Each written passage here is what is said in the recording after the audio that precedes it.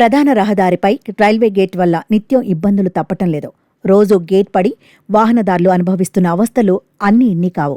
రైలు వచ్చిన ప్రతిసారి గేట్ పడటం, వందల సంఖ్యలో వాహనాలు ఆగిపోవడం నిత్యకృత్యం. ఇప్పుడిక ఈ సమస్యలు ఉండవు. ఆ మాటకొస్తే ఏపీలో కూటమి ప్రభుత్వం అధికారంలోకి వచ్చాక అన్ని శుభవార్తలే అందుతున్నాయి.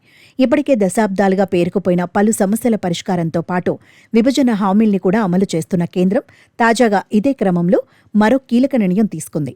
దేశవ్యాప్తంగా రైల్వే శాఖ చేపడుతున్న పనుల్లో భాగంగా ఏపీలోనూ దశాబ్దాలుగా పెండింగ్లో ఉన్న ఓ ప్రధాన సమస్యకు పరిష్కారం చూపించేందుకు సిద్ధమైంది. ఈ మేరకు క్షేత్రస్థాయిలో అధికారులు రంగంలోకి దిగారు.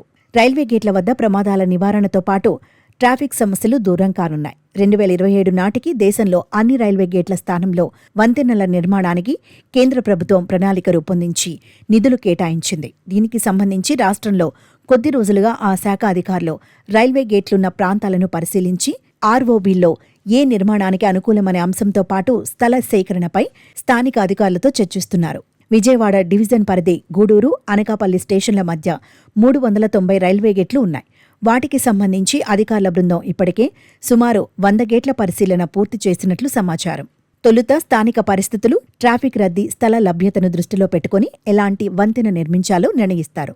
కనీసం 2 వరుసల మార్గంతో నిర్మించేందుకు అనువుగా స్థల సేకరణ చేయాల్సి ఉంటుంది.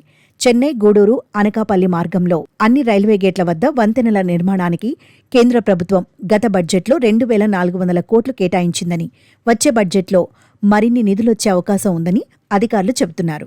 పశ్చిమ గోదావరి జిల్లాలో ఆకివీడు, ఉండి, భీమవరం, పాలకొల్లు తదితర ప్రాంతాల్లోని రైల్వే గేట్లను విజయవాడ నుంచి వచ్చిన రైల్వే ఎస్ఎస్ఈఎస్ శ్రీనివాస్ ఇతర అధికారుల బృందం బుధవారం పరిశీలించింది.